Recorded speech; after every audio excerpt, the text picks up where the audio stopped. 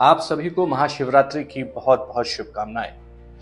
ये वीडियो आज के शुभ दिन इसी वजह से बनाया जा रहा है क्योंकि ये वीडियो राणा पुंजा की पहचान पर उठे सारे विवादों का अंत है।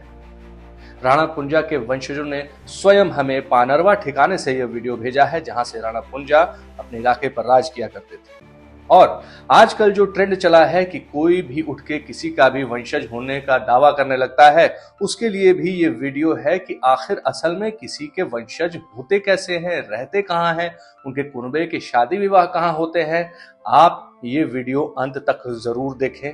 इसमें पानरवा के ठिकाने को भी दिखाया गया है जहां से राणा अपने इलाके पर, अपने ठिकाने पर राज करते थे।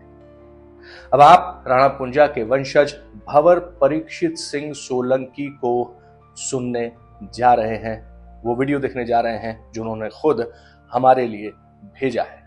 नमस्कार, मैं हूं अभिषेक और आप देख रहे हैं इंडिया इनसाइट्स। नमस्कार अभिषेक आनंद जी, जो रिपोर्ट आप तैयार कर रहे हैं उसके लिए आपको बहुत बहुत शुभकामनाएं। ये जो मुद्दा है राणा पुंजा जी सोलंकी को लेकर, ये काफी समय से, जैसा कि आपको ज्ञात ही है, काफी समय से चलता आ रहा मुद्दा है।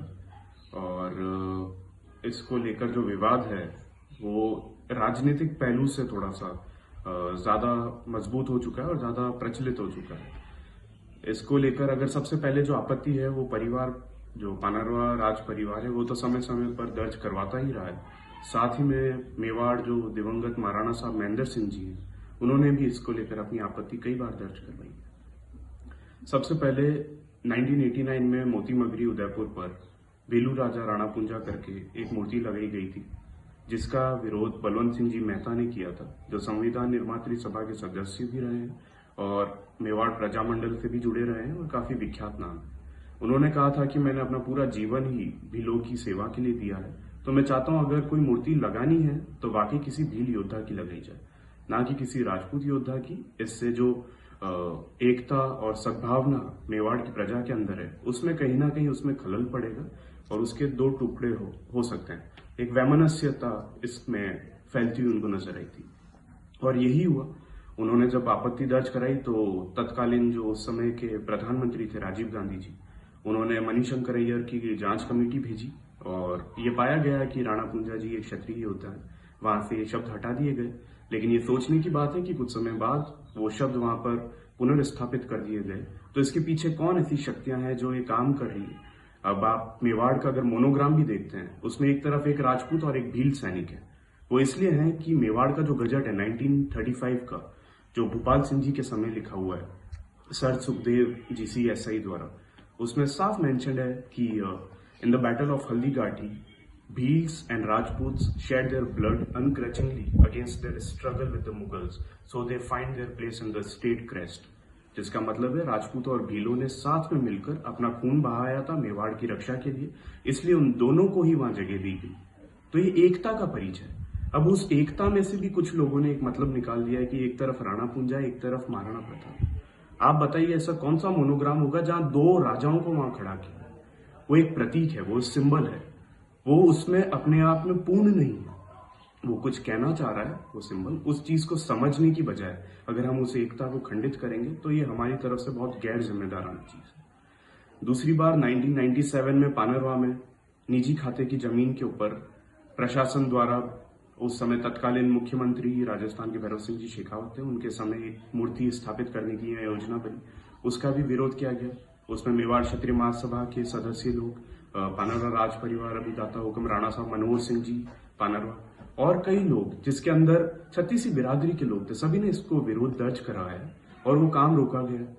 तो ऐसी कई सारी चीजें। फिर 2001 में पुस्तक का विमोचन हुआ बलवंत सिंह जी मेहता और जो इतिहासकार हैं देवीलाल जी पालीवाल, उनके द्वारा, और काफी उन्होंने शोध करके बीकानेर के वहां पे वो लाइब्रेरी में बैठे उन्होंने एक एक चीज की जांच करी, एक एक तथ्य रेफरेंस निकाल के। आप जैसे गजट देखते हैं 1935 का गजट जो है, उसके अंदर भी साफ मेंशन है कि पानरवा के हैं वो सोलंकी राजपूत हैं, उनके ये चतुंद उनसे लेना तय है और उनके जो पावर्स हैं फर्स्ट ग्रेड श्रेणी का ठिकाना है।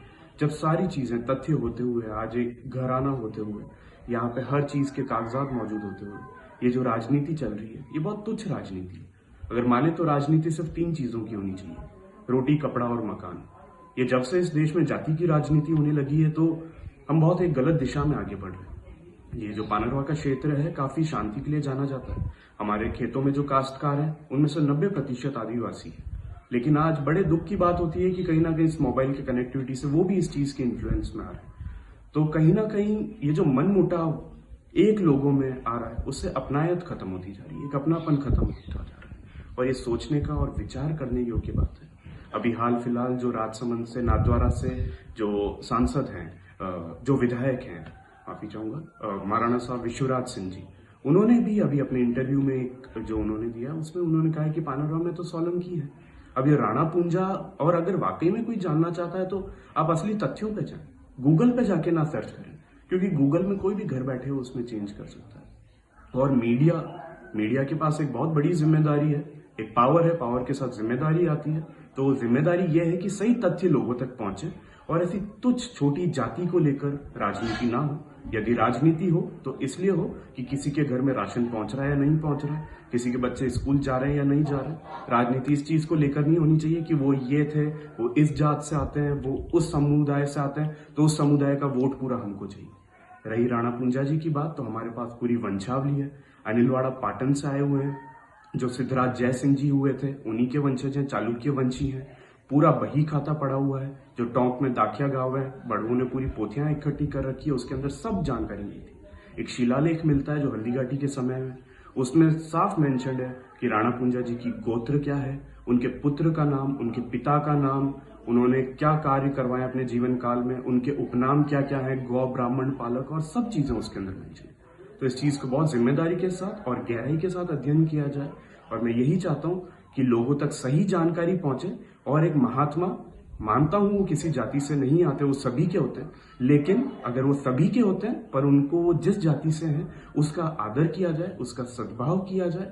और अगर हम किसी को आदर भी नहीं कर सकते तो उसका अनादर न किया जाए। क्षमा करें।